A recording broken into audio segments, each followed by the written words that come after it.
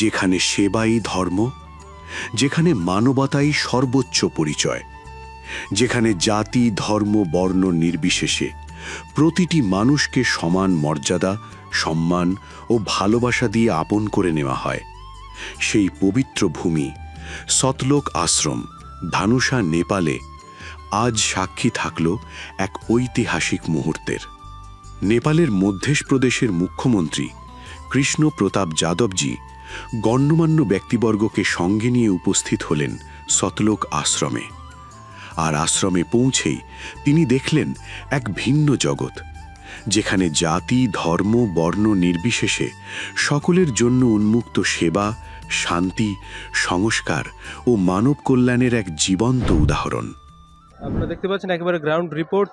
নেপালের যে সিএম উনি এসছেন এখানে এবং এখানকার যে ব্যবস্থা সতলোক আশ্রমের, সেই ব্যবস্থা উনি নিরীক্ষণ করছেন এবং ওনার মুখে যে হাসি খুশির চেহারা, সেটা দেখেই আমরা বুঝতে পারছি যে উনি কতটা আপ্লুত হয়েছেন এখানকার যে ব্যবস্থা এবং সমস্ত সিস্টেম দেখে। আমরা চেষ্টা করবো ওনাদের সাথে কথাবার্তা বলে নেওয়ার জন্য। কেমন ওনাদের অনুভব?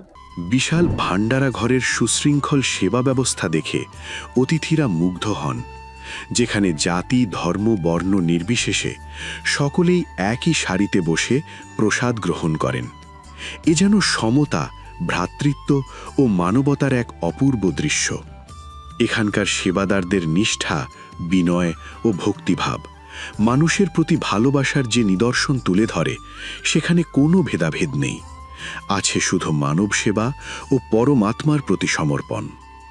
সন্ত রামপালজি মহারাজের উদ্দেশ্য এক এমন সমাজ গঠন করা, যেখানে জাতি ধর্ম বর্ণ নির্বিশেষে প্রতিটি মানুষ নেশামুক্ত, যৌতুকমুক্ত ও দুর্নীতিমুক্ত সুন্দর জীবনযাপন করতে পারে, যেখানে মানুষে মানুষে বিভেদ নয়, ভালোবাসা, সহমর্মিতা ও সত্য ভক্তির বন্ধন গড়ে ওঠে। মানবতার এই আলোক বার্তা আজ সীমানা পেরিয়ে পৌঁছে যাচ্ছে বিশ্ব দরবারে।